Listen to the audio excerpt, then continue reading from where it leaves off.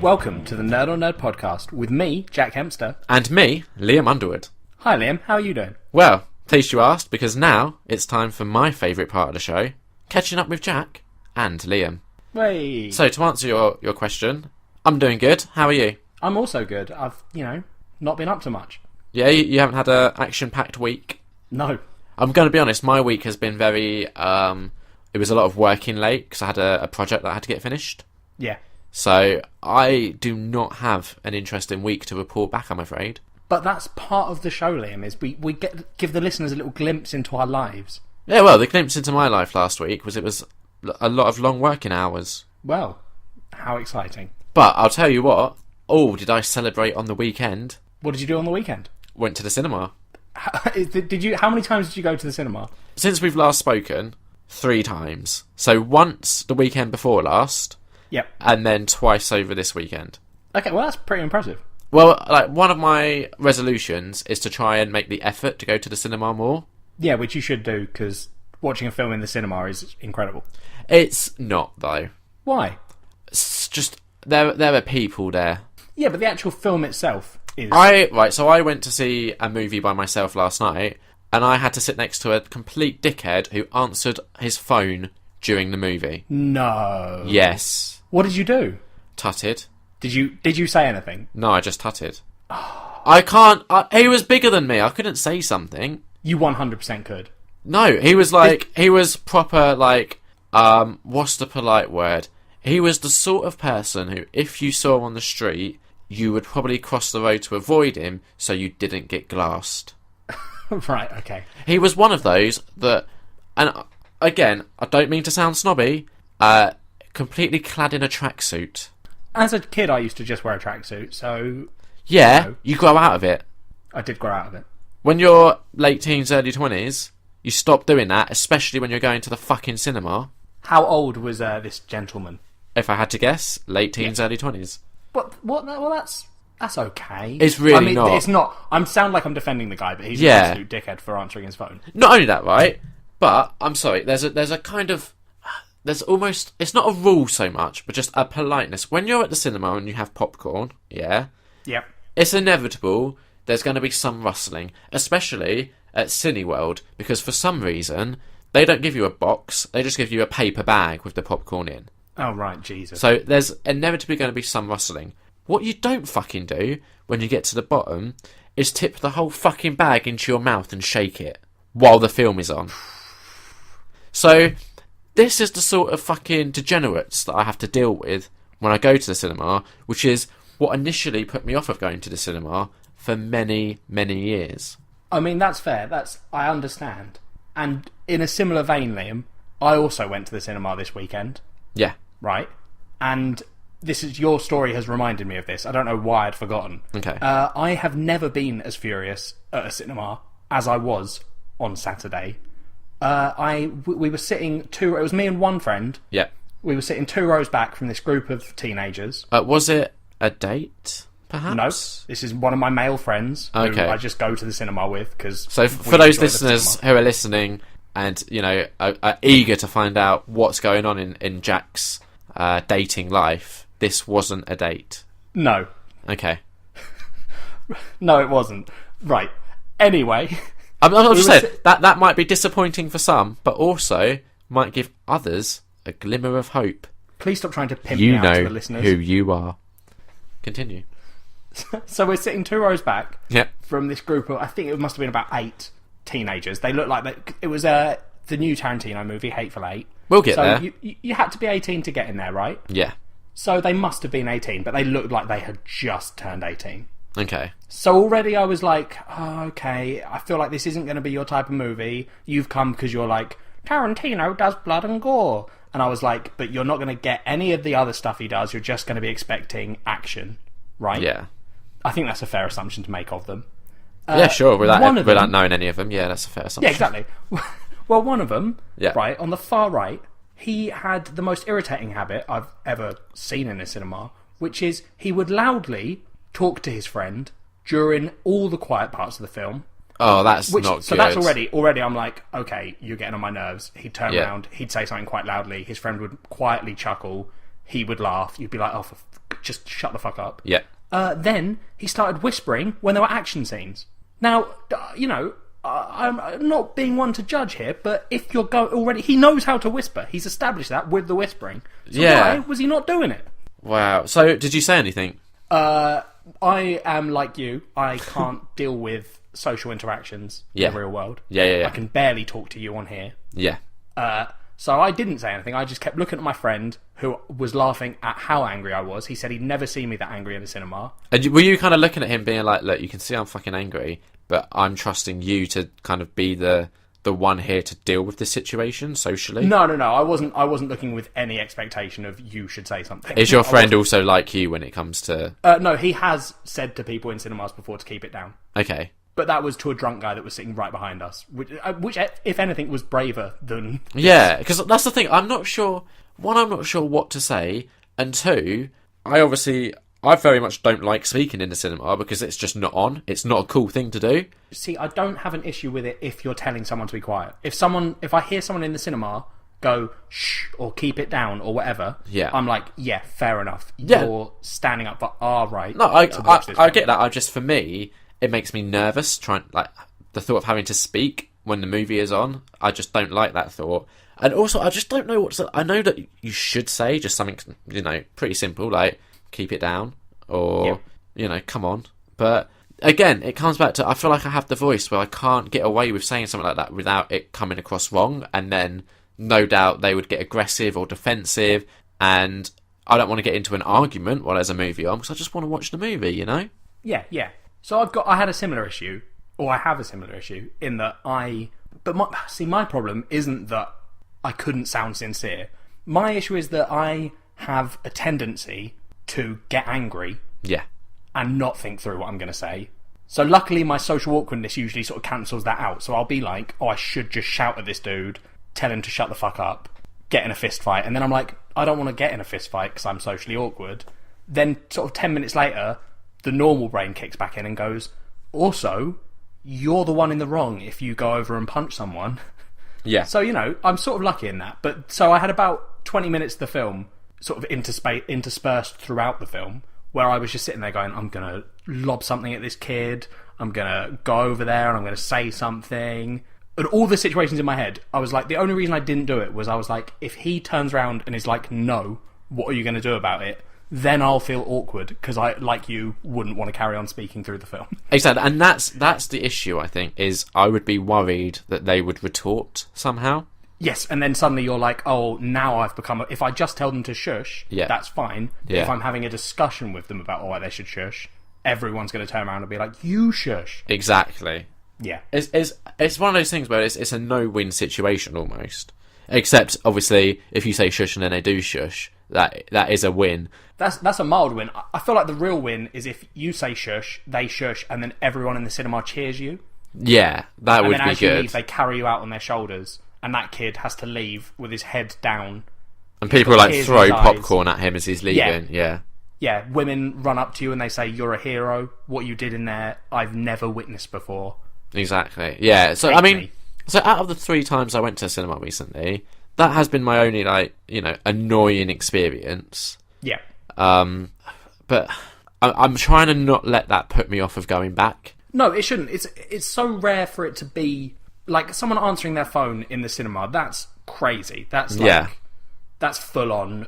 I can't even believe someone did that. Exactly. That's just, you have no respect for the fact that there's people here that have paid money to come and see this movie. I just wished, that there was a way of just keeping these idiots I'm not going to be a dick. Let's not say keep them out of the cinema, but keep them to their own screening so they can all go to just that screening and they can all just be dickheads and talk on the phone and shout and dick around. And then, us people that actually want to see the movie, go to a different screen. That's not a terrible idea. It's not, but if you're at the ticket machine being like, do you want to go see the dickhead screening or the normal person screening? I don't know how many people are going to opt for the dickhead screening. That's true. Maybe we shouldn't call it that. I don't know. I'm just saying, it would be nice if maybe you be a dickhead at a cinema, right? And they people who own the cinema monitor. So let's say, for example, you're monitoring us watching the movie. You see a guy pick up his phone, you go, that guy's a dickhead. Then you profile him, and next time he comes to the cinema, you don't give him the option to go to a normal screening. He can only go to dickhead screenings with others of his ilk. Well, I feel like if you're at the point where you're that disruptive, I think they should just... Like how clubs have that list of, like, the blacklist where you can't come in. Yeah. I feel like if you're that disruptive, they should be able to just put you on a list and say, look, mate, you're one person, you're not that much of our income. Yeah, I agree. Bye. Even, right, the other thing that bothers me is, I know, so listeners may be listening and they may be thinking, got an answer for you here. The way to deal with someone like that, go and get someone that works at the cinema, have a quiet word, and get them to come and deal with it. You have to miss some of the film to see it. Exactly. So that's not an option. Exactly. So, really, what I think they should do is, you know, on, like, planes, you have, what are they called? Like, the air police? Oh, in America they have the air marshals. Yeah. Get some cinema marshals. So you get someone, they've got, like, let's say, I don't know how this works, but they've got, like, night vision goggles on, but, like, inconspicuous. Oh, okay. And they're, like, monitoring the audience. So when someone is a dickhead, they just go over and hoist them out. And also, I think, let's say you're in a cinema and there's a few people being a dickhead. As soon as dickhead number one gets hoisted out, I bet you the rest of the dickheads calm the fuck down. Yeah, I'd imagine they would. So, I'm just saying, this is just how I think we could deal with that problem. Yeah. I'm on board. Let's do it. Let's do it. Let's make that a job. Also, helps with unemployment. Exactly. So, win-win. So, shall we do... This is a film that we saw at the cinema, and now it's time for our spoiler-free review of that film that we saw at the cinema? Yes, let's do it. Which one would you like to do first? Well, let's start with the one that we've both seen. Hateful Eight. Hateful Eight. I went to see The Hateful Eight a couple of weekends ago. Tarantino's new movie. I think you mentioned that earlier. Yeah. Thought it was good. 3.5 out of 5. On your scale, just to remind everyone. Just to remind everyone, my scale that makes perfect sense to me and anyone with a brain. Yep. What did you think? That's the one I saw on Saturday. Yep. And I really enjoyed it. I thought it was really good. It was a little bit... It's more talky than his other films. Well, that's not going to spoiler territory. That's not... How is that a spoiler? It's more talky. Okay. Just warning you. I know sometimes you get all excited and you get a bit carried away, and then next thing you know, you're telling everyone who the villain in the Bond movie is, and I've got to cut that out of the episode. That was a simple mistake, sir. I also didn't realise that was a spoiler at the time, to be fair. Well. Okay. I'm not going to say anything. It's just more talky than his other films. Okay. But I really enjoyed it. Out of 5? I'd give it a 3.5. On your scale? On my scale, which means that I rate it slightly higher than you, we think, maybe. Right, but we gave it the same number.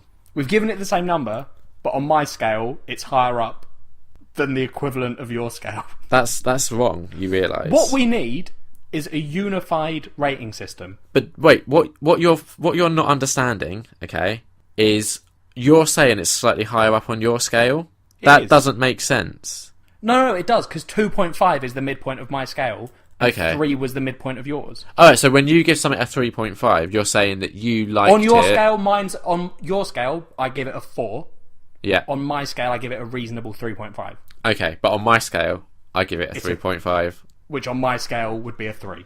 Right. So just so everyone's clear with that, that's our rating for The Hateful Eight. Every time we rate movies from now on, we're going to have to explain... I don't think we should. I think we should just rely on people to understand if we both say it's 3.5, they can go into it and they can expect it to be better than average, but not brilliant. Yeah. I'm going to put that trust in our listeners. We do trust them. Well, some of us. So, did you see anything else at the cinema over the last couple of weeks? I haven't seen anything else at the cinema, I don't think. Okay, so, this weekend, I saw The Revenant. Yep. It's an okay movie. Personally, I would say it's worth seeing at the cinema because it's a very cinematic movie, but I wouldn't recommend going to the cinema to see it because it's not that good of a movie. Okay. So, if you could emulate the cinema experience for cheap and see it, then that's obviously optimal. So like a shitty projector and a sheet on a wall. If you had a good projector. Okay. So what I'm saying is it's a cinematic movie. It's just not necessarily worth seeing at the cinema because it isn't that good of a movie. It's an average movie. It's 3 out of 5. Fair enough. And then the other movie that I saw, so I don't think we mentioned it on the podcast, but I recently watched all of the Rocky movies. Yep. The reason why was so I could be ready to go and see Creed. Yeah, it looked good in the trailers. It's not a bad movie. It's another 3 out of 5, but better than The Revenant. Okay, that's fair enough. The only issue is it retreads a lot of familiar ground. Yeah, well, it's sort of... Well, I haven't seen it, so I can be spoiler-free with everything I say. So if I am getting in spoiler territory, just don't answer or something. Okay. But if it... I mean, this isn't going to be spoilers, so I don't know why I'm saying that, Liam. But it feels like it's their sort of attempt at a reboot without doing a reboot. Essentially, I think that's the idea behind it, is they want to shift the focus onto a new character, but without doing like a completely hard reboot. So, yeah. So Rocky is still a character. He's in this movie, but he isn't the main focus. Yeah, Creed is. Exactly. That makes sense. So have you seen all of the Rocky movies? No, I've seen the first one. I don't even know if I've seen the second one. Okay. I would honestly recommend them to you. Yeah? Yeah, well, what I like about Rocky, particularly the first one, is it's not a boxing movie, despite the fact that that's what everyone associates it as. It sort of is. It sort of what isn't. With the boxing? I mean, yeah, there's boxing in it, but the majority of that movie is about a love story. I don't even remember the love story aspect of Rocky. It's literally the whole point of it. I'm pretty positive the whole point is boxing. You need to rewatch it. I haven't seen it for years. Exactly. If you rewatch it, you'll understand that the boxing happens, and it's there, and it's almost like the skeleton of the story. It centres around the boxing, but the real meat and the nitty-gritty, if you will, is about these two characters falling in love with each other. Okay. Well, I'll trust you, Liam, because you've seen them recently. Exactly, and that's why by the end of the movie, no spoilers, it doesn't really matter who wins the boxing match, because Rocky has found love. I don't like when... I've told you before, I don't like when you get all philosophical about things. Why not? I don't know, it upsets me. Why is that? I'm not sure. Is it because I blow your mind with these philosophical you're not. mind if bombs? You could see my face right now. Yeah, so I'm disappointed that I can't see your face right now. Well, once I get my internet sorted, maybe you will be able to see my face. I'll enjoy that. So yeah, those are the movies that I saw at the cinema, and those are my spoiler-free reviews of the movies that I saw at the cinema. And Jack's one spoiler-free review of the movie that Jack saw at the cinema. Exactly, I hope you enjoyed that. That's my favourite segment, because I like hearing you say the name. It's a good one, isn't it? It is, it's our most ingenious name. I agree with that. I mean, catching up with Jack and Liam, it's a great segment, but the name is a bit, it's a bit Ronseal. Correct me if I'm wrong, but I think it's your favourite segment. It is my favourite segment, but not because of its name. Yeah. Do you see what I mean? Like, the name is just, you know what you're getting.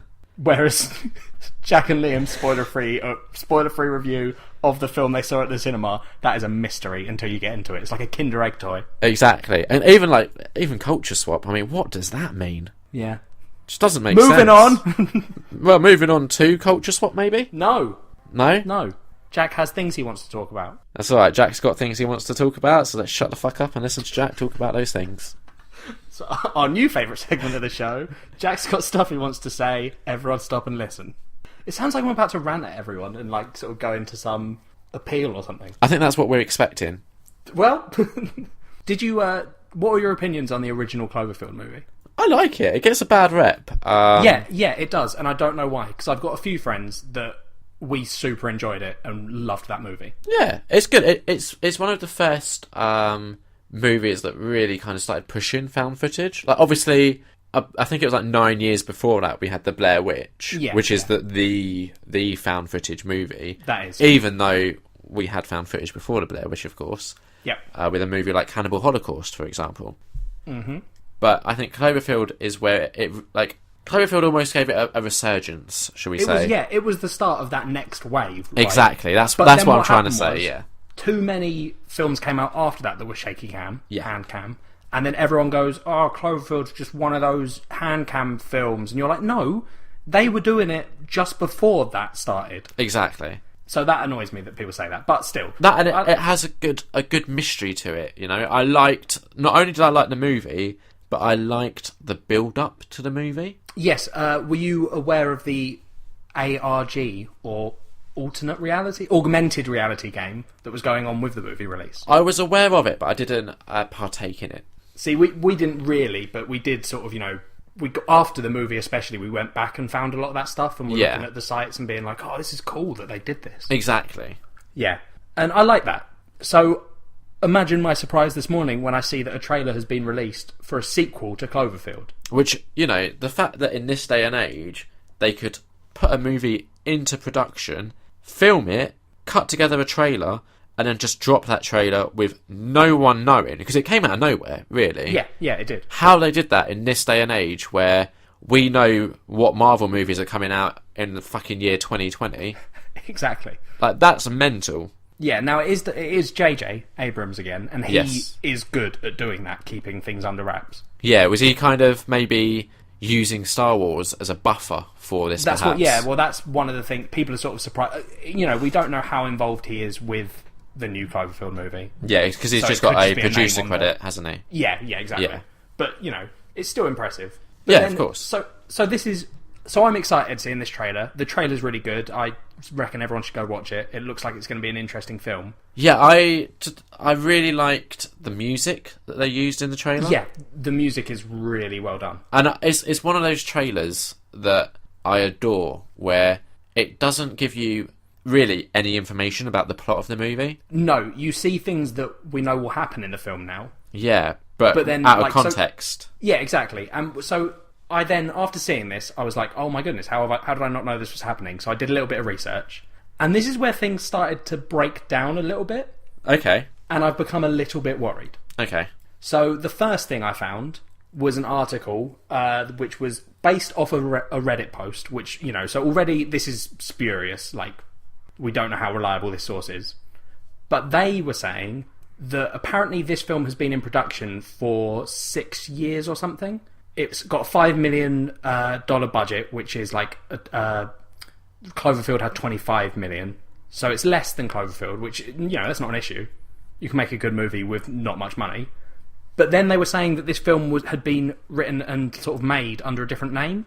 And then Paramount apparently took this film, said it's never going to happen like this, put the Cloverfield name on it, did a couple of rewrites and reshot some scenes. Okay, so that's a technique that tends to happen a lot with horror movie sequels.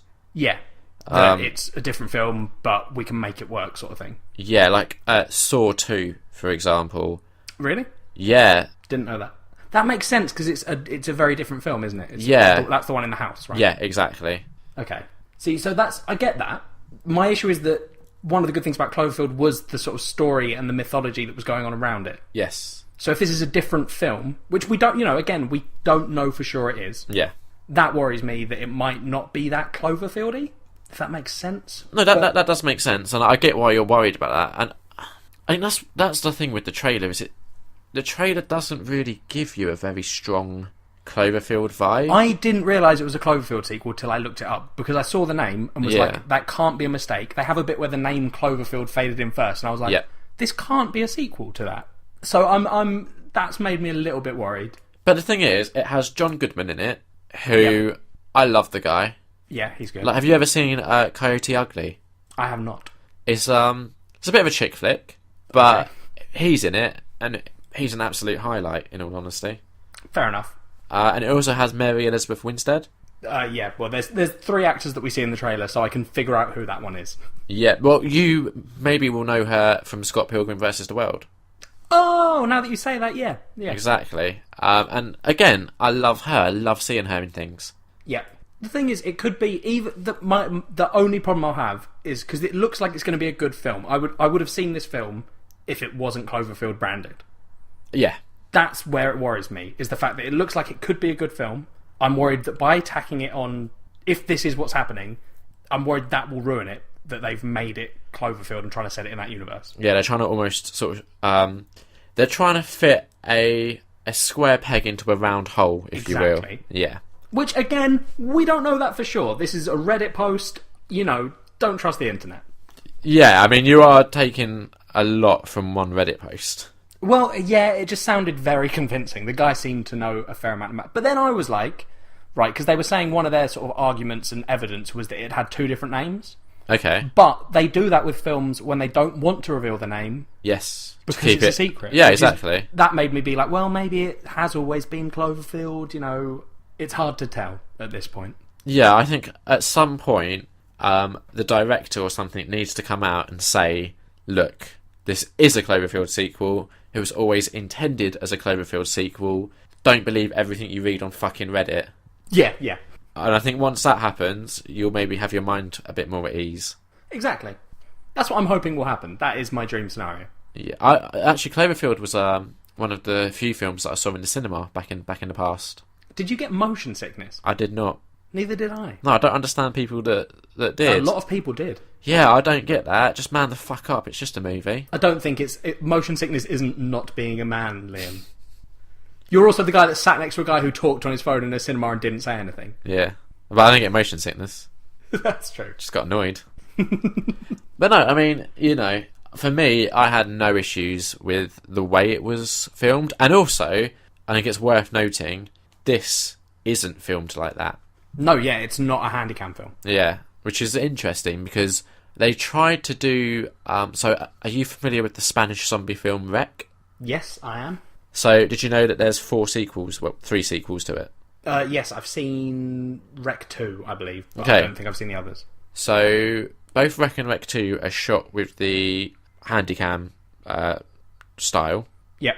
Wreck 3 actually opens and is shot traditionally for like the first half of the movie and then switches to Handycam. Oh, see, that sort of rings a bell. Maybe I have seen Wreck 3. It takes place at a wedding. Oh, then no, I haven't. Yeah. So, and there's also a 4th one now, but I haven't seen that yet. Yeah, are they worth watching? Or is 3 worth watching? Nah. Fair enough. I won't worry about it then. Yeah, don't. It's weird that they shot half of it like traditional and then reverted back. It was jarring and yeah, just it's not worth bothering with. That is a weird thing to do. Yeah. But anyway, we're going off topic.